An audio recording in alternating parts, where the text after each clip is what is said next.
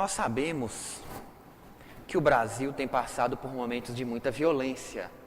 É só a gente assistir o jornal que a gente percebe que muitas dificuldades o nosso país tem passado, mais do que o normal, sobre a questão da violência, da criminalidade.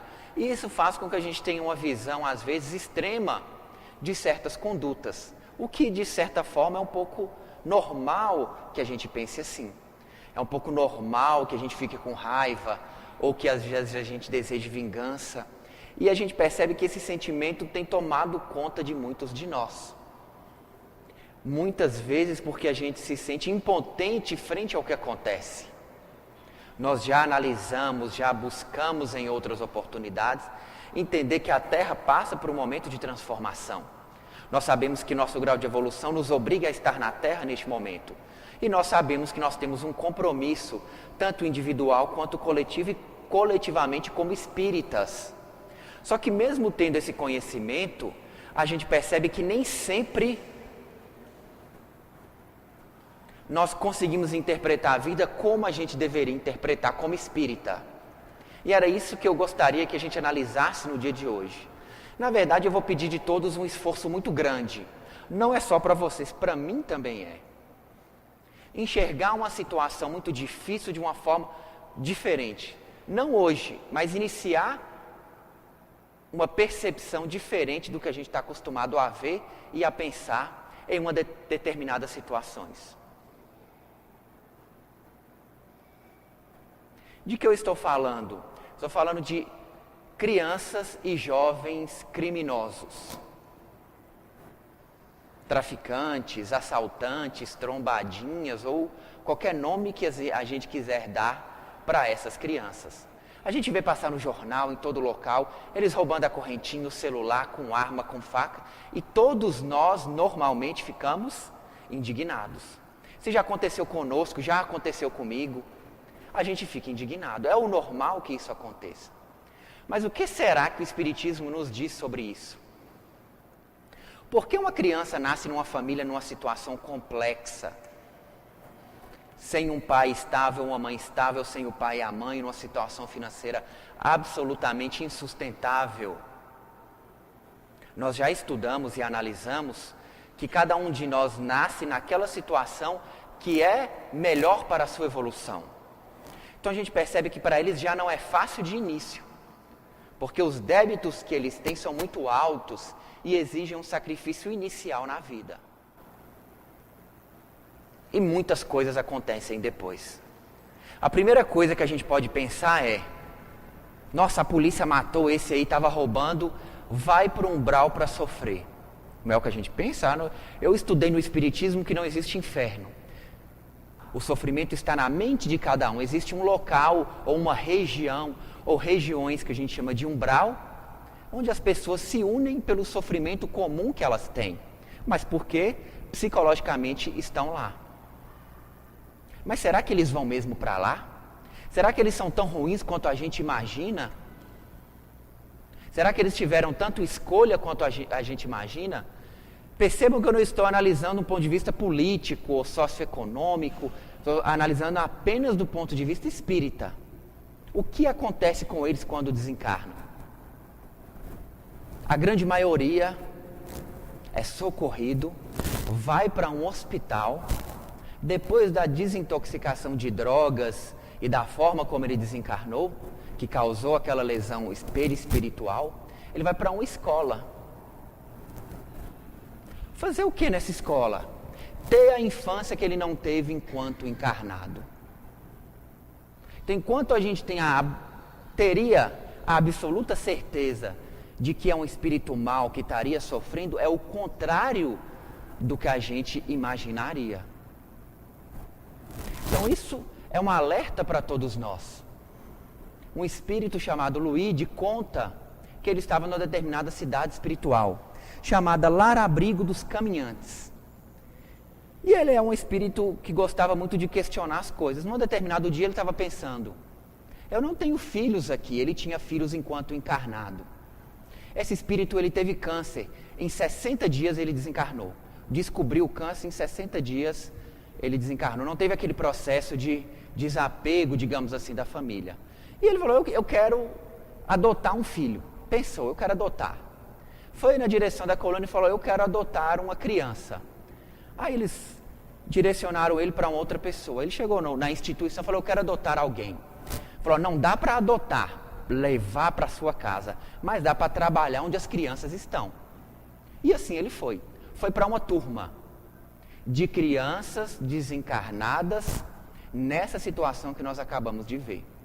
Usuárias de drogas, metidas em criminalidade, assaltos, sem família. E ele começa a dar aula para essas crianças. E ele começa a acreditar que vai dar certo com essas crianças. E assim o livro conta. Interessantíssimo como ele vai devolvendo a infância que elas não tiveram. Mas o que um espírito comum, como nós, como ele poderia fazer? Ele começou tocando violão com as crianças.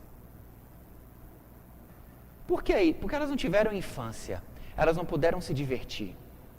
E foi o que ele começou a dar a essas crianças para que elas pudessem resgatar a confiança nelas e nas outras pessoas. Elas sempre eram muito desconfiadas pela forma como a vida foi. Então vamos pegar 2 exemplos para que a gente possa, de crianças que ele dava aula para elas. Ao longo do livro ele vai pedindo às crianças para narrarem como elas chegaram lá, para que a gente tenha noção de como as coisas são. Então a primeira criança, Julinho, de 12 anos, nasceu no Rio de Janeiro. Tinha 2 irmãos mais novos, a mãe era doméstica e o pai pedreiro. A vida era muito difícil, mas tinha uma vida razoável. De repente o pai trabalhava em outra cidade, o pai não voltou para casa.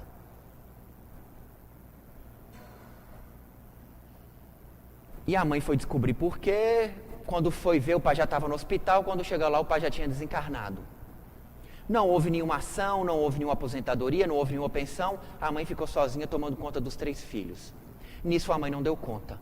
Mandou 2 irem ganhar dinheiro, um de 8 anos e um de 6 anos, ganharem dinheiro como pudessem. Foram pedir dinheiro na rua, nunca mais voltaram para casa. A mãe foi sempre trabalhar, deixando o Luizinho na casa da vizinha. Um dia ele cansou de ficar na casa da vizinha e foi para a vida também. Conheceu outras pessoas, começou a usar drogas, todo tipo de droga, praticar assaltos. Quando foi preso, foi para aquelas instituições de menores. Lá, quando ele foi tentar fugir, foi morto pela polícia. E encerrou uma encarnação dessa forma. A gente percebe que uma criança de 12 anos praticamente só levou sofrimento dessa última encarnação. Um outro jovem, chamado Rafael, 17 anos. A mãe dele era uma jovem lavadeira, lavava roupa para famílias mais ricas. Se engraçou com o filho de uma dessas casas que ela lavava roupa. Ela ficou grávida. A gente já conhece essa história. Ele não quis assumir, ela tentou criar o filho sozinho, não conseguiu. Entregou o filho num desses abrigos para crianças. E lá ele ficou grande parte do tempo. Mas ele começou a perceber que existiam outras coisas que ele não tinha. Ele queria ter brinquedos, queria ter uma família, queria fazer coisas que lá ele não podia fazer. E organizou para fugir. Num dia, num passeio que o abrigo fez, ele simplesmente saiu, ninguém deu por falta dele. Era só mais uma criança que tinha uma a menos para o pessoal cuidar. Fugiu. Só que antes de fugir, ele não pensou o que ele ia fazer. Sentou, saiu andando, sentou no banco da praça. Tinha uma menina de rua, comendo um pedaço de pizza, ele que conta, que ela tirou do lixo. Ele disse que quando olhou para o pedaço de lixo, o estômago embrulhou. E ela perguntou se ele queria. Estava muito gostoso o pedaço de pizza. Ele falou que não, conversaram, ele resolveu ir com ela, porque não tinha para onde ir. E formaram um grupo que fazia pequenos assaltos, usavam drogas e viviam na rua. De repente ela fica grávida dele. Percebam como as coisas vão se enrolando cada vez mais. Fica grávida. E ele fica com medo. E ela entusiasmada de ter um filho. E ele pensa, o que é que faz, pensa. No desespero ele pensou: quando ela estiver distraída eu vou tomar uma providência. Um dia ela estava passando perto de um barranco e ele empurrou ela do barranco. Chegou lá embaixo, ela tinha desencarnado e a criança obviamente junto. Os amigos acharam que era ele, mas ninguém tinha prova de nada. Ele continuou levando a vida, mas começou a sonhar com ela. A consciência começou a acusar o que ele tinha feito, porque ele não queria fazer aquilo. E de tanto usar drogas para esquecer o que ele tinha feito, teve uma overdose e desencarnou. Então aqui a gente percebe dois exemplos muito claros de algo que se repete diariamente aí na nossa sociedade. Ao nosso redor a gente nem presta atenção. Como eu disse no início, o normal é que a gente fique com raiva, se sinta indignado quando acontece conosco. Quando a gente vê no jornal as gangues, os grupos fazendo arrastão, tirando o patrimônio das pessoas, depredando, tirando a vida das pessoas. Mas a gente percebe que do ponto de vista espiritual, há uma dificuldade enorme desses espíritos, dessas crianças, dessas pessoas, em seguir em frente. Então o Espiritismo vem até nós nos pedir um esclarecimento maior frente a esse tipo de situação. Obviamente que à medida que a Terra vai se transformando, nós temos que nos transformar. Nós temos que buscar pensar diferente do que a maioria das pessoas pensam. Então a gente percebe que são uma série de circunstâncias que levam os espíritos a ficarem nessa circunstância. E isso é levado em consideração pela espiritualidade. Lembram do que o Mestre Jesus disse? A quem mais foi dado, mais será cobrado. E a eles não foi dado muita coisa nessa encarnação. Então por isso eles têm a possibilidade de, ao desencarnarem, serem imediatamente resgatados, tratados e orientados, organizados em escolas, para que assim eles possam desenvolver novas habilidades. E a principal delas é confiança nas pessoas. Porque até então eles não têm confiança em ninguém. Porque ninguém deu atenção a essas crianças. Ninguém as tratou da forma como se esperaria de nós. Do ponto de vista reencarnatório, a gente sabe que Deus, Ele não é injusto, Ele não pode ter errado. Então a gente sabe que aquela circunstância, apesar de dura e de sofrida, ela é necessária. Mas isso não libera cada um de nós de buscar pensar diferente, de buscar um esclarecimento, de buscar uma mudança nessa situação. Como eu disse, ver diferente não é fácil. Nós não vamos sair daqui hoje vendo a vida de uma forma diferente, amando todas as pessoas que estão ao nosso redor. Mas é uma reflexão que cada um de nós deve fazer. O porquê, até que ponto isso é aceitável para cada um de nós. Quando a gente inicia a nossa caminhada no Espiritismo, a gente conhece o conceito de lei de causa e efeito, que André Luiz chama de lei de causa e efeito, uns chamam de karma, o budismo chama de karma, uns chamam de lei de retorno, mas o Espiritismo chama de lei de causa e efeito. Tudo que nós fazemos tem uma consequência. Só que essa lei ela não é unicamente individual. Obviamente o que a gente faz tem resposta positiva ou negativa, mas a coletividade também tem uma responsabilidade. Então, além do meu karma, do karma de cada um de nós que está aqui hoje, a gente tem o nosso karma coletivo, o nosso karma social, para que a gente possa enfrentá-lo e resgatá-lo posteriormente. Então, aquele país que entrou em guerra, ele tem um karma com aquele país vencido. Aquela cidade, aquele local que enfrenta uma guerra, tem sim um karma com outros. Naquela sociedade onde um grupo se sobressai sobre o outro, a gente tem sim um karma para ser resgatado posteriormente. Entendendo como essas leis funcionam, a gente pode tentar pensar diferente de agora para frente. Auxiliar um pouco mais. Pensar o porquê dessas coisas. Rezar para essas situações. E não simplesmente desprezar ou esquecer o que a gente tem visto.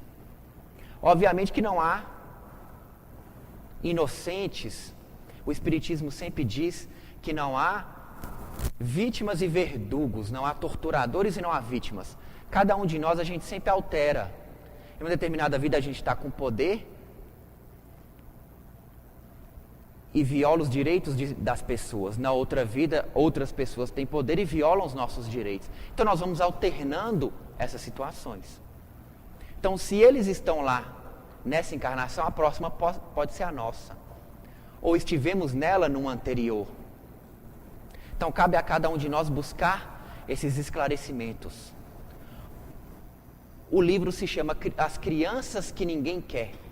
Os filhos que ninguém quer. Ninguém se preocupa com eles. Grupos vagam aí pelas cidades, em qualquer lugar, fazendo o que querem, ninguém se preocupa. Ninguém está nem aí com eles. Então esse livro ele vem tirar os números, para que a gente lembre dos nomes, dos espíritos, das famílias, para que assim a gente possa rezar e auxiliar todos eles. Como eu disse, não é fácil. Ler o Evangelho e aplicá-lo não é fácil. Principalmente quando exige uma caridade extrema dessa para cada um de nós. Abrir mão dos nossos direitos em favor de outras pessoas não é fácil. Abrir mão do nosso patrimônio, da nossa liberdade não é fácil. Mas é preciso que a gente comece a entender os porquês, os sentimentos, as energias que estão envolvidas em tudo isso. Então esse livro é um alerta